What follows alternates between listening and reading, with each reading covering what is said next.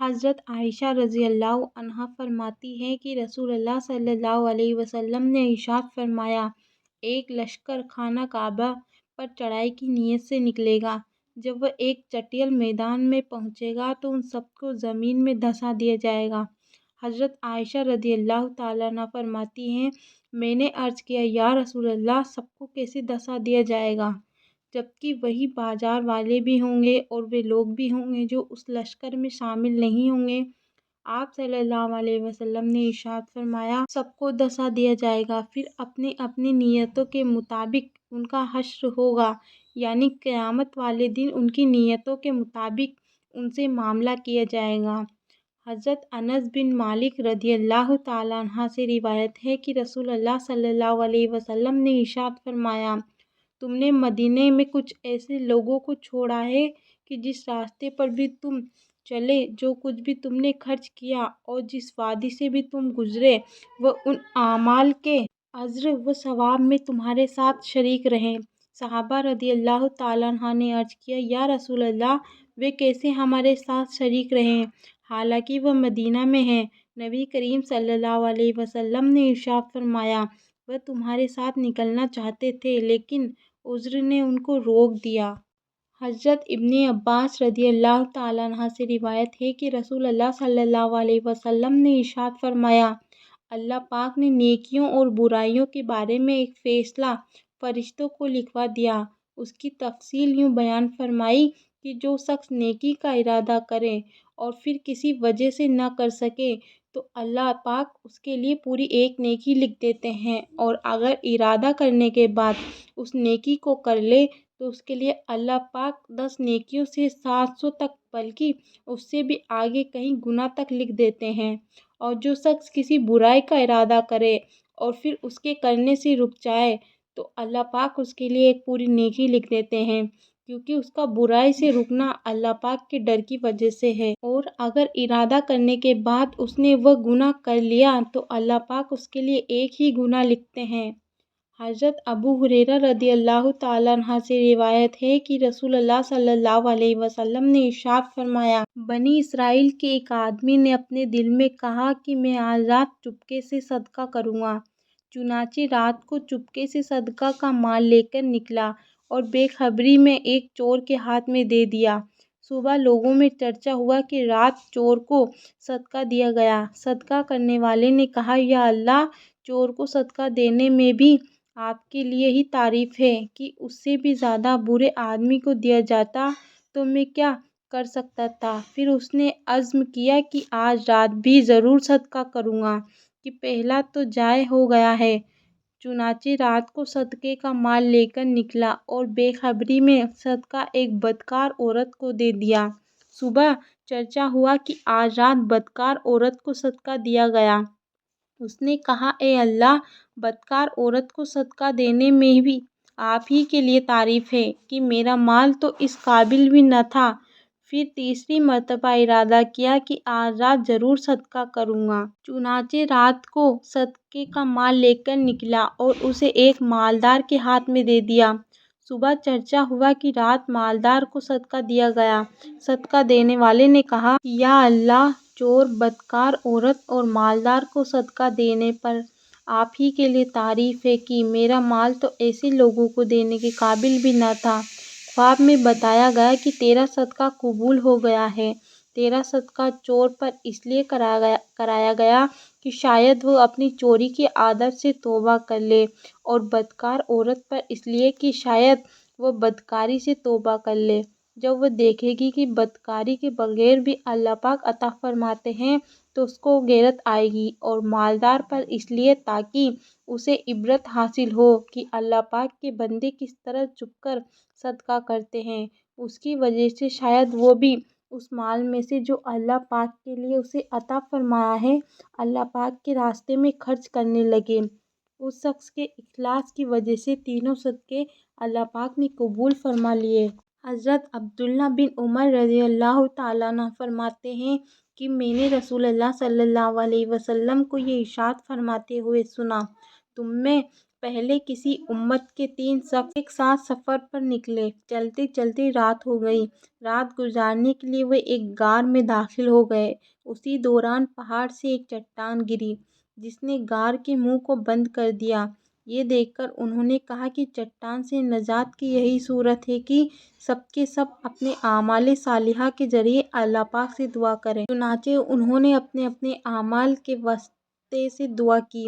ان میں سے ایک نے کہا، یا اللہ، آپ جانتے ہیں کہ میرے ماں باپ بہت بوڑھے تھے۔ میں اہل و عیال اور غلاموں کو ان سے پہلے دودھ نہیں پلاتا تھا۔ ایک دن میں ایک چیز کی تلاش میں دور نکل گیا۔ جب واپس لوٹ کر آیا تو والدین سو چکے تھے۔ پھر بھی میں نے ان کے لیے شام کا دودھ دہا اور اسے پیالے میں لے کر ان کی خدمت میں حاضر ہوا تو دیکھا کہ وہ اس وقت بھی سو رہے ہیں۔ میں نے ان کو جگانا پسند نہیں کیا اور ان سے پہلے اہل و عیال یا غلاموں کو دودھ پلانا بھی گوارا نہ کیا۔ میں دودھ کا پیالہ ہاتھ میں لیے ان کے سرہانے کھڑا ان کے جاگنے کا انتظار کرتا رہا، یہاں تک کہ صبح ہو گئی اور وہ بیدار ہوئے تو میں نے انہیں دودھ دیا۔ اس وقت انہوں نے اپنے شام کے حصے کا دودھ پیا۔ یا اللہ، اگر میں نے یہ کام صرف آپ کی خوشنودی کے لیے کیا تھا تو ہم اس چٹان کی وجہ سے جس مصیبت میں پھنس گئے ہیں اس سے ہمیں نجات عطا فرما دے۔ اس دعا کے نتیجے سے وہ چٹان تھوڑی سی سرک گئی لیکن باہر نکلنا ممکن نہ ہوا۔ رسول اللہ صلی اللہ علیہ وسلم نے ارشاد فرماتے ہیں کہ دوسرے شخص نے دعا کی، یا اللہ، میری ایک چچا زاد بہن تھی جو مجھے سب سے زیادہ محبوب تھی۔ میں نے ایک مرتبہ اس سے اپنی نفسانی خواہش پوری کرنے کا ارادہ کیا لیکن وہ آمادہ نہیں ہوئی، یہاں تک کہ ایک وقت آیا کہ قحط سالی نے اسے میرے پاس آنے پر مجبور کر دیا۔ میں نے اسے اس شرط پر 120 دینار دیے کہ وہ تنہائی میں مجھ سے ملے۔ وہ آمادہ ہو گئی، یہاں تک کہ جب میں اس پر قابو پا چکا اور قریب ہی تھا کہ میں اپنی نفسانی خواہش پوری کروں تو اس نے کہا کہ میں تمہارے لیے اس بات کو حلال نہیں سمجھتی کہ تم اس مہر کو ناحق توڑی۔ یہ سن کر میں اپنے برے ارادے سے باز آ گیا اور میں اس سے دور ہو گیا، حالانکہ مجھے اس سے بہت زیادہ محبت تھی، اور میں نے وہ سونے کے دینار بھی چھوڑ دیے جو اسے دیے تھے۔ یا اللہ، اگر میں نے یہ کام آپ کی رضا کے لیے کیا تھا تو ہماری اس مصیبت کو دور فرما دے۔ چنانچہ وہ چٹان کچھ اور سرک گئی لیکن پھر بھی نکلنا ممکن نہ ہوا۔ تیسرے نے دعا کی، یا اللہ، کچھ مزدوروں کو میں نے مزدوری پر رکھا تھا، سب کو میں نے مزدوری دے دی، صرف ایک مزدور اپنے مزدوری کے لیے بغیر چلا گیا تھا۔ میں نے اس کی مزدوری کی رقم کو کاروبار میں لگا دیا، یہاں تک کہ مال میں بہت کچھ اضافہ ہو گیا۔ کچھ عرصے بعد وہ ایک دن آیا اور آ کر کہا، اللہ کے بندے، مجھے میری مزدوری دے۔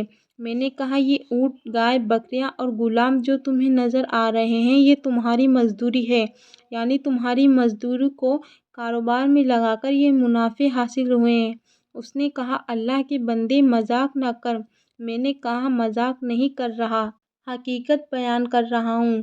چنانچہ میری وضاحت کے بعد وہ سارا مال لے گیا، کچھ نہ چھوڑا۔ یا اللہ، اگر میں نے یہ کام صرف آپ کی رضا کی خاطر کیا تھا تو یہ مصیبت جس میں ہم پھنسے ہوئے ہیں دور فرما دے۔ چنانچہ وہ چٹان بالکل سرک گئی اور غار کا منہ کھل گیا اور سب باہر نکل آئے۔ حضرت ابو قبیصہ انصاری رضی اللہ تعالیٰ عنہ سے روایت ہے کہ انہوں نے نبی کریم صلی اللہ علیہ وسلم کو یہ ارشاد فرماتے ہوئے سنا، میں قسم کھا کر 3 چیزیں بیان کرتا ہوں اور اس کے بعد ایک بات خاص طور سے تمہیں بتاؤں گا، اس کو اچھی طرح محفوظ رکھنا۔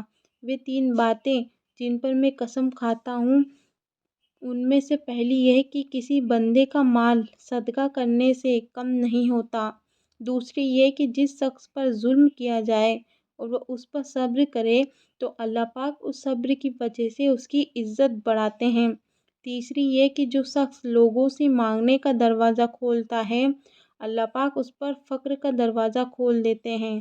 پھر آپ صلی اللہ علیہ وسلم نے ارشاد فرمایا، ایک بات تمہیں بتاتا ہوں، اسے یاد رکھو، دنیا میں 4 قسم کے لوگ ہوتے ہیں۔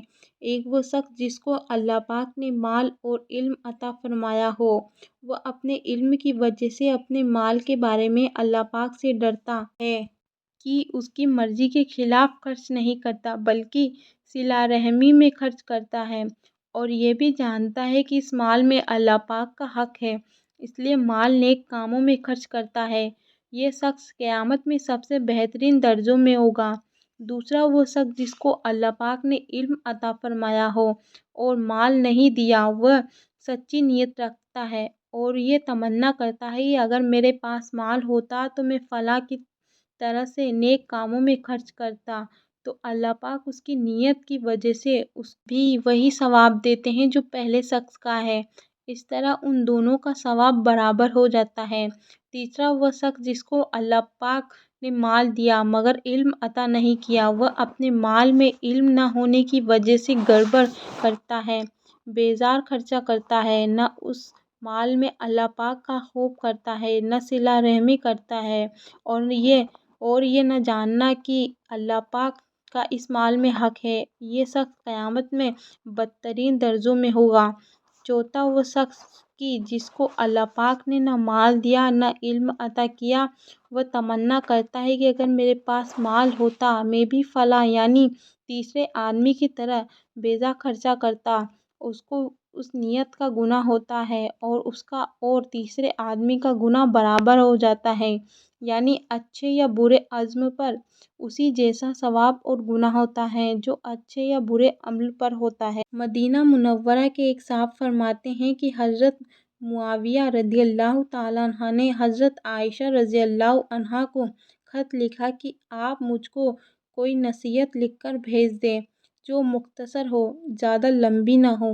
حضرت عائشہ رضی اللہ عنہا نے سلام مسنون کیا، حمد و صلوات کے بعد لکھا، میں نے رسول اللہ صلی اللہ علیہ وسلم کو یہ ارشاد فرماتے ہوئے سنا، جو شخص اللہ پاک کی خوشنودی کی تلاش میں لوگوں کی ناراضگی سے بے فکر ہو کر لگا رہا، اللہ پاک لوگوں کی ناراضگی کے نقصان سے اس کی کفایت فرما دیں گے، اور جو شخص اللہ پاک کی ناراضگی سے بے فکر ہو کر لوگوں کو خوش کرنے میں لگا رہا، اللہ پاک اسے لوگوں کے حوالے کر دیں گے۔ والسلام علیک، تم پر اللہ تعالیٰ کا سلام ہو۔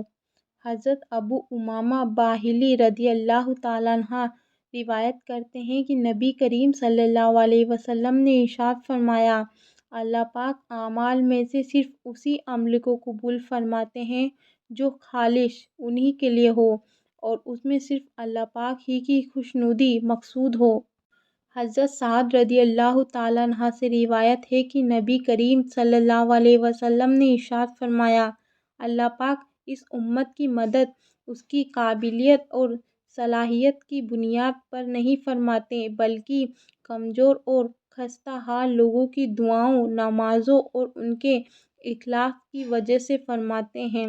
حضرت ابو درداء رضی اللہ تعالیٰ عنہ سے روایت ہے کہ نبی کریم صلی اللہ علیہ وسلم نے ارشاد فرمایا، جو شخص سونے کے لیے اپنے بستر پر آئے اور اس کی نیت یہ ہو کہ رات کو اٹھ کر تہجد پڑھوں گا، پھر نیند کا ایسا غلبہ ہو جائے کہ صبح ہی آنکھ کھلے تو اس کے لیے تہجد کا ثواب لکھ دیا جاتا ہے اور اس کا سونا اس کے رب کی طرف سے اس کے لیے عطیہ ہوتا ہے۔